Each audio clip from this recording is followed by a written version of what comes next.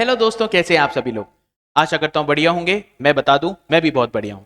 मेरा नाम है आकाश गुप्ता और आज के इस वीडियो में हम लोग जुड़े हैं ये डिस्कस करने कि सीए फाउंडेशन का पेपर नंबर 3 जो कि होता है बिजनेस मैथमेटिक्स, लॉजिकल रीजनिंग और स्टैटिस्टिक्स का पेपर हमें अटेम्प्ट कैसे करना चाहिए। हम ये जानने की कोशिश करेंगे कि ऐसी कौन सी स्ट्रैटेजी है जिसे अगर फॉलो किया जाए तो आप अपनी सक्सेस को बढ़ा सकते हैं, उसके परसेंटेज को बढ़ा सकते हैं। सबसे पहले नजर डालते हैं कि इन टोटलिटी में आपको करने होते हैं 100 question in a given time period of 120 minute. 120 minute में आपको करने हैं 100 क्वेश्चन। इसका मतलब 120 मिनट में अगर 100 का भाग लगाया जाए तो पर क्वेश्चन आपको मिले 1.2 मिनट पर क्वेश्चन। इससे आपको एक टारगेट सेट मिल जाता है कि एक क्वेश्चन के अंदर आपको तकरीबन समय कितना व्यतीत करना है। नाउ मेरा आपसे पहला सजेशन, स्ट्रेटजी का पॉइंट नंबर 1, सबसे पहले आप क्या करेंगे, आप क्वेश्चन पेपर को रीड नहीं करेंगे, स्काउट नहीं करेंगे। एक भी मिनट जाया किए बिना पेपर कर देंगे आप शुरू। आप पेपर पलटना शुरू करेंगे और आपका टारगेट होगा पहले घंटे के अंदर, in the first hour of your exam, आपको अटेम्प्ट करने हैं 50 से 60 क्वेश्चन। बोले सर ये क्या बताया आपने? सर 50 से 60 क्वेश्चन आपको करने हैं, पर ये ऐसे क्वेश्चन होंगे जो आपके 100 क्वेश्चंस में छिपे हुए होंगे। छिपे हुए होंगे मतलब ये ऐसे क्वेश्चंस होंगे जिनके अंदर आपको समय लगेगा बहुत ही मिनिमल। 1.2 मिनट पर क्वेश्चन की जो आपके पास में लिमिट है, इससे कम समय लगेगा। कुछ क्वेश्चन थ्योरी होंगे, कुछ सीधे फॉर्मूला पुट करने के होंगे। ऐसे क्वेश्चन होंगे जो देखते ही बन जाएंगे, जिसके अंदर आपका ज्यादा समय व्यतीत नहीं होगा। आपको टारगेट करना है पहली ही बार में, पहले ही घंटे के अंदर 50 से 60 ऐसे क्वेश्चन आपको ढूंढ के टिक कर लेने। ठीक है, इसमें और क्या देखा गया है, क्वेश्चंस जो हैं वो एक सेट पैटर्न नहीं फॉलो करते। Questions come in random order. Random order मतलब पहले मैथ्स का, फिर स्टैट्स का, फिर एलआर का, फिर स्टैट्स का, फिर मैथ्स का, ऐसे करके जंबल्ड अप होते हैं ताकि आप एक तरीके से कंफर्टेबल ना हो पाए।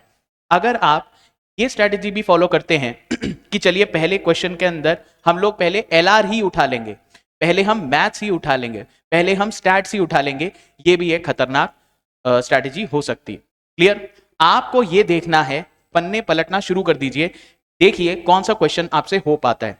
इसी के तहत सेकंड पॉइंट मैं आपको और क्या बताना चाहता हूं, जैसे ही मान लीजिए ऐसा कोई क्वेश्चन आपके सामने आया जो थ्योरी क्वेश्चन है, आप उसका कंसेप्ट जानते हैं, आप श्योर शॉट हैं कि आप वो क्वेश्चन कर सकते हैं, तो मेरी सलाह ये रहेगी, एक तो आप क्वेश्चन पेपर पे हल्का सा टिक मारेंगे पेंसिल से, बिकॉज क्वेश्चन पेपर पे आप लीगली लिखने के लिए अलाउड नहीं है।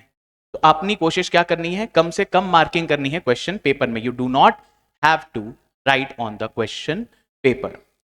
इसके बाद आप क्या करेंगे, जो आपको श्योर क्वेश्चन लगा, इसमें लगे हाथ, हैंड टू हैंड, आपको उसे मार्क कर देना है ऑन द OMR शीट। इस पे मार्क कर देना है OMR शीट में। इससे क्या होगा, एक फायदा, आपको अब एक तो टिक होने की वजह से पता चल गया है कि मुझे अब ये क्वेश्चन वापस नहीं देखना। आपका समय बहुत ही कीमती है, आप ये नहीं अफोर्ड कर सकते कि आपने किया हुआ क्वेश्चन को अब वापस पढ़ रहे हैं और उसके अंदर टाइम वेस्ट कर रहे हैं। ये काम आपको नहीं करना। तो आपको लगे हाथ OMR शीट को भी टिक कर लेना है ताकि आपके पास आखिरी में टिकिंग का टाइम अपना पास कम बचे, हम क्वेश्चंस के ऊपर फोकस ज्यादा करें। आपने देखा ये आंसर आपको आता है, आप डैम श्योर हैं उसके बारे में, टिक कीजिए OMR शीट पे और अपनी टेंशन हटाइए। बाद में अगर आप OMR करने के लिए बैठेंगे तो हो सकता है कहीं का कुछ, किसी का कुछ आप आपस में मिक्सअप कर दें और गलत आंसर टिक करें, तो इस चीज से बचेंगे। ये वाली बात हो गई। इसके बाद आप जो है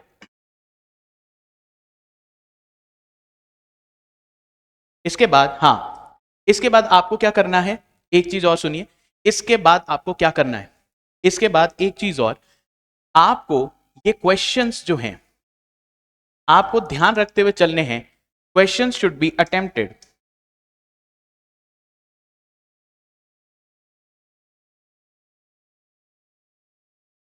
in a batch of 10 questions. Sir इसका मतलब क्या? देखिए आपके सामने एक विजुअल क्रिएट हो जाएगा। कैसे?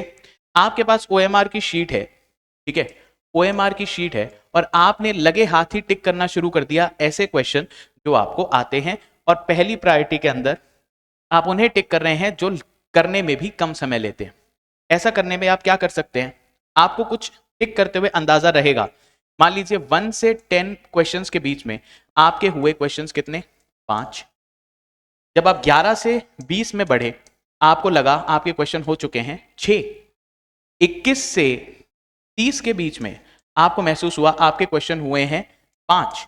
तो ऐसे करते करते जब आप 100 तक पहुंच जाएंगे आपके पास एक क्लियर आइडिया होगा कि मैं 1 घंटा व्यतीत कर चुका हूं और on an average batch wise अगर आप देखें तो आपने 50 to 60% क्वेश्चंस अटेम्प्ट कर लिए हैं और साथ ही साथ क्या मेहनत खत्म हो गई है, OMR में भी टिक हो गए हैं। आपको वापस इन क्वेश्चंस को देखने की अब रिक्वायरमेंट नहीं है।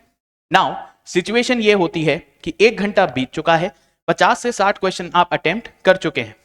इसके बीच में आपको मान लीजिए क्वेश्चन कोई ऐसा दिखा जो आपको आता तो है बट आपको पता है इसका फॉर्मूला लगाने में, इसके प्रोसेस को करने में हो सकता है लंबा समय लगे। तो ये आता है आपका सेकंड कैटेगरी के अंदर, जिनको क्वेश्चंस को पढ़ते हुए आपको इनके ऊपर लगा लेना है एक L। क्या लगा लेना है? L। L stands for letter. क्या मतलब? L stands for letter. आपको क्या करना है, पहला 1 घंटा व्यतीत किया, 50 से 60 क्वेश्चन आपके टिक हो जाने चाहिए। इसके बाद आप पहुंचेंगे इन L वाली कैटेगरी के ऊपर। ये तभी आपने L मार्क कर लिया होगा जब आप शुरुआत में 50 से 60 क्वेश्चन कर रहे हैं। बीच में दिखेंगे आपको क्वेश्चन आता होगा, आप उसके ऊपर लगा लेंगे छोटा सा L। अगली बार में जब एक बार आपका क्वेश्चन पेपर पूरा थ्रू हो जाए इसके बाद आपको इन लेटर वाले क्वेश्चंस के ऊपर फोकस करना है। ठीक है जी। अब इसके अंदर अपना टारगेट क्या होना चाहिए? मान लीजिए ये लेटर वाले क्वेश्चन थोड़ा बड़े हैं, इनमें करने में लगेगा समय, पर अगेन आपको ये आते हैं, आपके श्योर शॉट हैं, आप इसमें तुक्का मार नहीं रहे हो। तो ऐसे क्वेश्चंस हो सकता है आपके 1 मिनट लें या ज्यादा से ज्यादा 2 मिनट।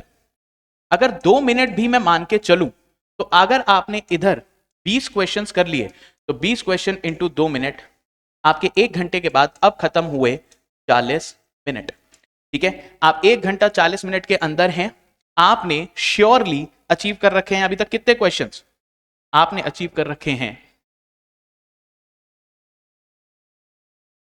अंदाजा लेता हूं 50 से 60 के बीच में 55 क्वेश्चंस प्लस अब आप कर चुके हैं 20 क्वेश्चन, और 20 क्वेश्चन करने के बाद आप 75 क्वेश्चंस तक पहुंच चुके हैं।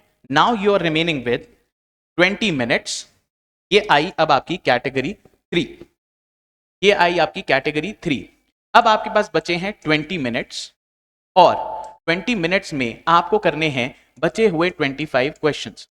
ये 25 क्वेश्चंस वो होंगे या तो आपको बिल्कुल नहीं आए पहली ही कैटेगरी के अंदर, पहली कैटेगरी में जब आप देख रहे थे तब आपको बिल्कुल समझ नहीं आया ये कैसे करते हैं, इनका कंसेप्ट हो सकता है आपसे छूटा हुआ हो, या आप पहली बारी में एग्जाम के प्रेशर के अंदर इसका कंसेप्ट याद नहीं कर पाए। Now you have 20 minutes. आपको इन 25 क्वेश्चंस में से उन सब को अटेम्प्ट करना है जिसके बारे में आप श्योर हैं। ध्यान रखिएगा, ध्यान रखिएगा, आपका उद्देश्य, आपका ऑब्जेक्टिव है क्या? आपका ऑब्जेक्टिव ये नहीं है कि आप ज्यादा से ज्यादा maximum to maximum questions attempt करें। मैक्सिमम क्वेश्चंस अटेम्प्ट करके गलत होना गलत है। आपकी कोशिश होनी चाहिए आप करें maximum questions attempt but with pure certainty. आपने जो टिक लगाया है उसमें से गलत होने के चांसेस बहुत ही लिमिटेड होने चाहिए। ये आप प्रैक्टिस कहां करेंगे? ये आप प्रैक्टिस करेंगे जितनी बार भी आप टेस्ट देंगे, जितनी बार भी आप मॉक टेस्ट देंगे। हमेशा क्वेश्चन पेपर उठाइए, मॉक टेस्ट उठाइए और हमेशा इसी स्ट्रैटेजी को फॉलो कीजिए। 3 पार्ट्स में अपने पेपर को तोड़िए। पहली कैटेगरी वो होगी जो कि वन शॉट में आपका हो जाएगा, उसको अपना क्वेश्चन करने में 1.2 मिनट्स जो हैं आपके नहीं लगने वाले। इस तरीके से आप पहले घंटे के अंदर majority of the question paper खत्म करेंगे बिना क्वेश्चन पेपर को रीड किए। Do not scout the paper, और पहली बार में आपको यह खत्म करना है। सेकंड कैटेगरी में आएंगे, सेकंड कैटेगरी में आपको आते हैं क्वेश्चन, बट आप एल लगाते चले कि इसको मैं देखूंगा फुर्सत में, जब एक बार मैं एक मेजॉरिटी पोर्शन खत्म कर चुका हूंगा। मेजॉरिटी पोर्शन खत्म करने के बाद आपके पास 20 क्वेश्चन होंगे अगले 40 मिनट में करने के लिए, तकरीबन 2 मिनट। इससे ज्यादा भी आप जा सकते हैं, depending upon your practice, depending upon your preparation, depending upon कितने टेस्ट दिए हैं आपने। दूसरा एक जो आपको मैं और हेल्प कर सकता हूं, आपको मैं एडवाइस करता हूं कि आप अपनी कोशिश तैयार रखिए अपने आप को कि आप जो भी एग्जाम का टाइम स्लॉट होता है उस टाइम पे अवेक रहें और अपने प्रैक्टिस टेस्ट भी उसी समय दें। अपनी बॉडी को आज ही से आप इसी मोड में डालिए कि आप उस टाइम पे, जिस दिन आपका एग्जाम होगा उस दिन इस पर्टिकुलर टाइम पीरियड में, इस टाइम स्लॉट में आप एक्टिव रहेंगे। ठीक है, उस टाइम पे सोना करना नहीं है, चाहे कितना भी आप रात भर जगे हो या सुबह जल्दी उठे हो, दैट इज अ नो गो। आज ही से आदत डालिए। कोई भी आदत डलने के लिए भी आपको कम से कम 21 दिन लगते हैं, तो अगर आपको उस दिन तक जाना है, उस दिन अच्छा परफॉर्म करना है, तो आज ही से आदत डालेंगे कि प्रैक्टिस आपको टेस्ट की उसी टाइम पीरियड में, उसी टाइम स्लॉट में करनी है। क्लियर? इसके बाद क्या बोला है मैंने, आखिरी आपको जो कुछ मैं बता रहा हूं, लास्ट पॉइंट्स। तो लास्ट पेज पे आप करेंगे अपना सारा रफ वर्क। रफ वर्क के लिए ज्यादा स्पेस आपके पास नहीं होता, क्वेश्चन पेपर पे लिखना आपको अलाउड है नहीं, घर से आपको शीट ले जाना अलाउड है नहीं। तो रफ वर्क करेंगे आप लास्ट पेज पे, और जितना छोटे से छोटे में करने की कोशिश करेंगे उतना बेहतर रहेगा। ज्यादा फैला फैला के करेंगे तो आप पे बाद की कैलकुलेशंस करने के लिए हो सकता है इस जगह ना बचे, तो पहले ही सोच के ये चलना है। इसके अलावा अगर मान लीजिए अब आपने कोई क्वेश्चन चूज किया कि मुझे ये क्वेश्चन करना है, मान लीजिए सेकंड कैटेगरी के अंदर है, आप क्वेश्चन करने लगे, क्वेश्चन करना स्टार्ट किया, 1 मिनट हो गया, 1.5 मिनट हो गया, 2 मिनट हो गया, आप जूझते चले जा रहे हैं, बट क्वेश्चन सॉल्व नहीं हो रहा, क्वेश्चन सॉल्व नहीं हो रहा। अब आप पैनिक में आने लगे कि आपने समय इतना बर्बाद कर दिया पर क्वेश्चन अपना हो ही नहीं रहा। तो भाई साहब अपने ईगो पे लेने की जरूरत नहीं है, ठीक है? आप स्टूडेंट हैं, ये के स्टूडेंट हैं, आप जयकांत शिकरे नहीं है, है ना? जयकांत शिकरे का क्या डायलॉग था, कुछ भी करने का पर जयकांत शिकरे के ईगो को हर्ट करने का नहीं। तो देखिए क्वेश्चन जो है आपका ईगो को चैलेंज करेगा, या तो आप उसे सॉल्व कर लेंगे, नहीं तो उसे प्रणाम करके आगे बढ़े, स्किप कर दीजिए, उसके साथ जूझने की जरूरत नहीं। क्लियर हो गई क्या बात? आपको इसके साथ जूझने की जरूरत नहीं है, आप स्किप कर देंगे, फटाफट आगे बढ़ेंगे, ईगो पे लेके उसको सॉल्व करने नहीं बैठेंगे। वो एक क्वेश्चन आपके बाकी 3-4 क्वेश्चंस को खा सकता है, इस बात का ध्यान रखना है। तो इस तरीके से अगर आप करेंगे तो मेरे मार्कर के हिसाब से आपने पहली बार में तक करे तो एवरेजली 55 क्वेश्चन, फिर आपने अटेम्प्ट कर लिए 20, 75 आप कर चुके हैं। मान लीजिए इसके बाद भी अगर आपने 10 और अचीव कर लिए तो 85 is a good enough question that you can achieve in the given time period. जरूरी नहीं है आपको 100 के 100 करने हैं, अगर 85 से 90 आप अच्छे से क्वेश्चन अटेम्प्ट कर लेते हैं दैट इज गुड इनफ, आप आराम से पास हो जाएंगे। मेंटेन क्या करना है आपको, कंफर्म क्या करना है, जो आप टिक लगा रहे हैं वो सही है और आपने उसको सोच के एक ही बार में टिक किया है, आपके पास वापस लौट के आने का समय नहीं होगा। ठीक है, तो ये स्ट्रैटेजी वीडियो आपके लिए रही। अगर आपको कोई भी और डाउट हो, कोई क्वेश्चंस हो तो आप नीचे कमेंट सेक्शन में डाल सकते हैं, मैं आपका क्वेश्चन देख के उसके बारे में जवाब देने की कोशिश जरूर करूंगा। तो आज के वीडियो के लिए इतना ही, नेक्स्ट वीडियो में मिलते हैं। अपनी तैयारी स्ट्रांग रखिए, प्रिपेयर करते रहिए और मुस्कुराते रहिए। ठीक है जी, नेक्स्ट वीडियो में मिलते हैं, तब तक के लिए धन्यवाद।